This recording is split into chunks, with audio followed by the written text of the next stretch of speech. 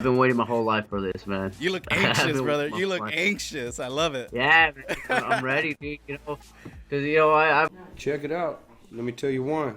Freedom for all!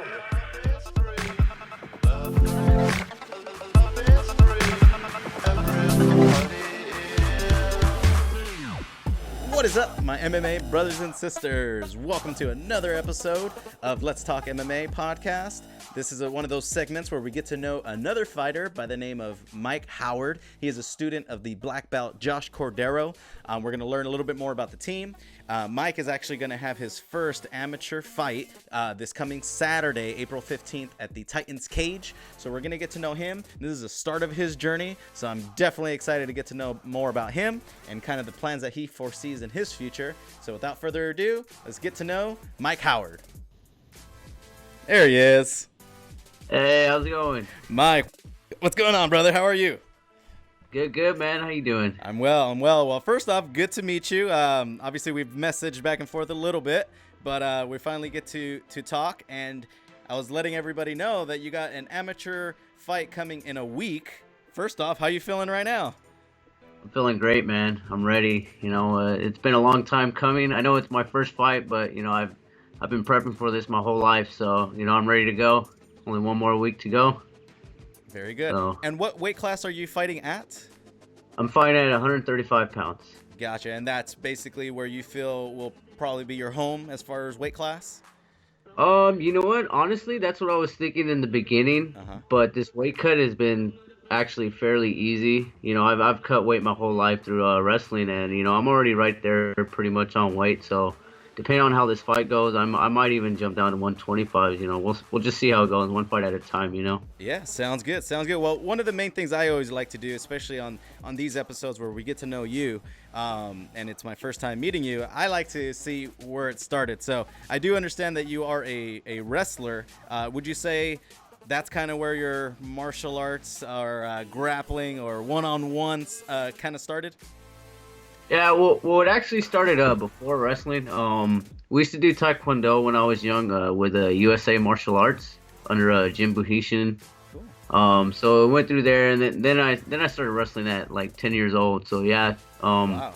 so mostly a wrestling background. But like I said, I've been doing this my whole life, man. So how old were you when you did the Taekwondo? I was actually like 4 years old when I first got into it. No way.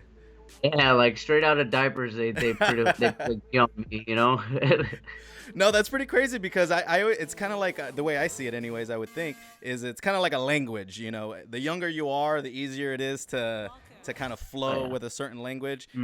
What do you think? I mean, considering you were exposed to stand-up, really, and then going to grappling, I'd really like to see this first fight because, I mean, you kind of got a taste of both worlds early on. Yeah, definitely. I was exposed to a lot at a very young age, and I think it helped my training a lot, because I have those kind of like those bases, to work with. Yeah. I mean, So, I did wrestling when I was in high school, and that was kind of all that I ever got to do. And my parents, unfortunately, didn't get me into any cool martial arts. But that's where I kind of appreciate it a lot. And wrestling is definitely one of the hardest sports out there. So I'm guessing you went through high school, did wrestling through there? oh yeah. I've been wrestling about 18 years altogether. I've wrestled. I've done all of that. I've wrestled. I've coached. So I've been involved in the sport of wrestling my whole life, and I take that for all my success in what I've been doing. That's kind of like my foundation and everything. That's So great. Well, I mean, then beyond there, I understand you actually went into the military. Why don't you tell us about that? yes, I joined the military at 19. Traveled around. I was infantryman. So I did a little bit of wrestling when I could, when I was in some tournaments here and there, but got to travel the world and do what I love, and come back, get to train again. No way. So, I mean, would you say that kind of overall, I mean, since martial arts and wrestling and just competition in general, was it always kind of in your mind like this is something I'm going to do for a living? Yeah, it was always in the back of my head, always like, man, like why don't you start fighting? You know, like I've always fought my whole life, whether it's on the streets with my, you know, my family, my friends. You Yeah, know, like yeah. we've always tussling here and there. You know, so like now that you know I'm out of the military, you know, I'm home. You know, I got all this free time. You know, I've put a lot of effort into it, and you know, it's starting to come along very good. You know, so Nice, nice. What city did you grow up in? Where'd you grow up? uh, born and raised in San Jose, East Side San Jose to be exact. You know, Nice. What high sorry, school did you go to? I went to Independence High School. Well, I went to a few high schools actually. I was a bit of a knucklehead in school, you know. Oh man. Well, what's crazy But is I grew up. I was born and raised San Jose, and so I mean, full disclosure, the way I learned about you is my brother Chris. His roommate is your coach Josh Cordero. That yeah, I just found this out like a week ago. I'm like, are you serious? Do you not know that I'm in an MMA and I do the podcast, or whatever? So, and then so they told me about him. They told me about you, and so you coming from our backyard, I mean, there's obviously pretty good options. There's AKA, there's other gyms around. But your coach, Josh Cordero, why don't you tell me about this relationship and your guys' team? you know, it kind of, you know, since day one, you know, I kind of went around when I started training. I went to a few gyms here and there, and you know, when I like the first training with him, you know, it clicked like right away. I knew like, okay, this guy's legit. You know, he's Yeah. fucking all the stuff he's teaching is awesome. You know, it's very simple. You know, I don't like to do all those flashy stuff. You know, Yeah. to me there's no point. You know, like I like saving my energy and just winning. You know. Right, right. So, and since day one, he's always been very smooth, very simplistic with his teachings. You know, and that's the type of style that I love. You know, and then he's a great guy as well. You know, so the relationship just kind of clicked. You know, and we just went from there. And you know. That's pretty So- cool. Because it's like a mixture, at least from what I've noticed. It's like, you know, you could have some of the best coaches in the world, but then there has to be some type of relationship. I mean, at the end of the day, this is the guy that's going to corner you. This is the guy that is giving you personal time. And so if you guys have a good relationship like that, you must be pretty excited to kind of feel like you have a home. Oh yeah, exactly. Yeah, definitely found my home over there at Cordero. Nice. You know, this is the guy who's gonna be kicking my ass every day. You know, I gotta like the guy. You know. That's right. Now, Josh, I figure, because I think he's also in the works for a fight coming up too. So hopefully I'll get to speak with him. But Yeah. so going along forward, he obviously is a black belt in jiu-jitsu.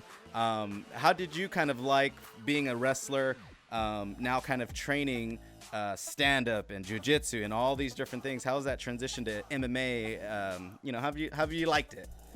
It's been a pretty smooth transition. You know, I mean, I know a lot of times wrestlers have a hard time, you know, going from wrestling to jiu-jitsu, you know, from not being on your back to being on your back all the time, you know. Yeah.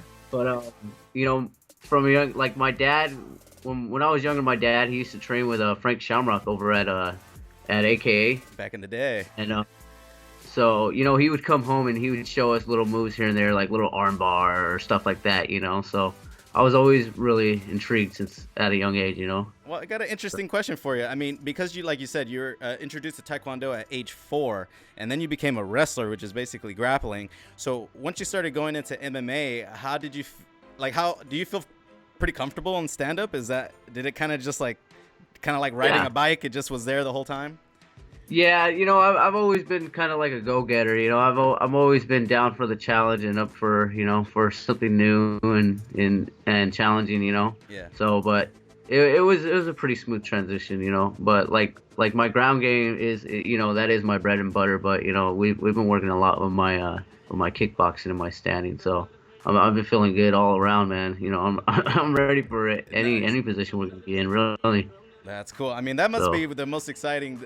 Looking forward to this fight. It's your first amateur. It's obviously a little more legitimate. You got all these skills in your bag, and I bet you're excited to let them loose.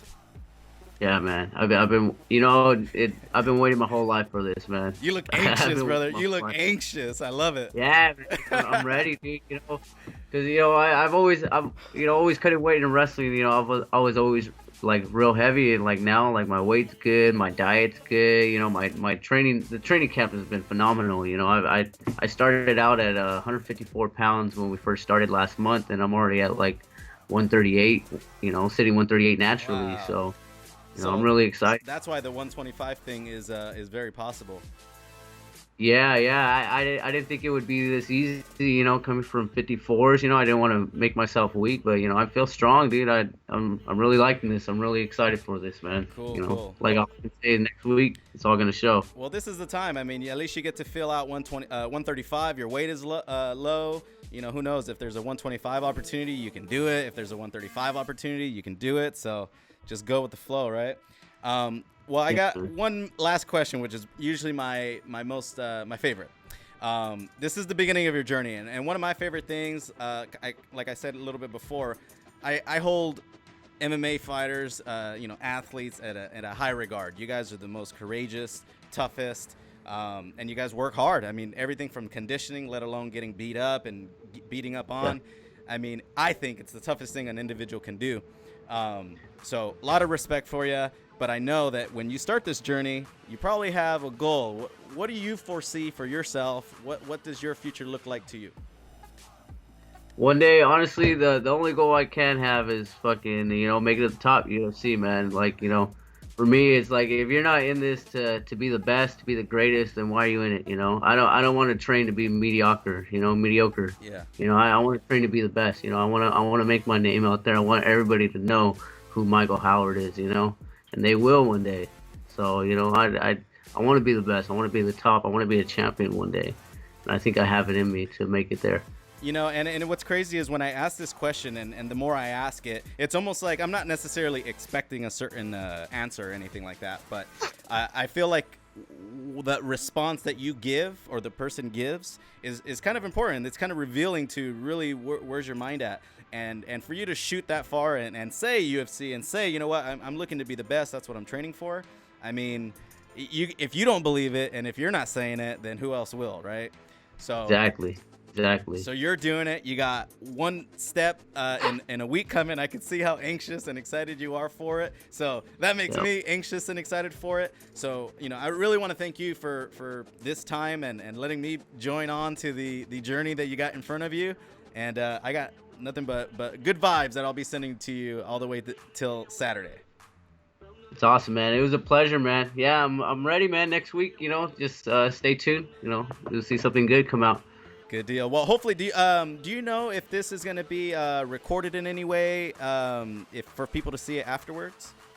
I'm not sure if it's going to be live or on televised or anything like that, but I know for sure they do hold videos on YouTube. So cool. But we could collaborate with that. We can get stuff going. So. Good deal. Well, hopefully what we can do is after the fight, I'm sure we're gonna have some good news to talk about. We could touch base again, and then we'll just keep going with the journey until you make it, man.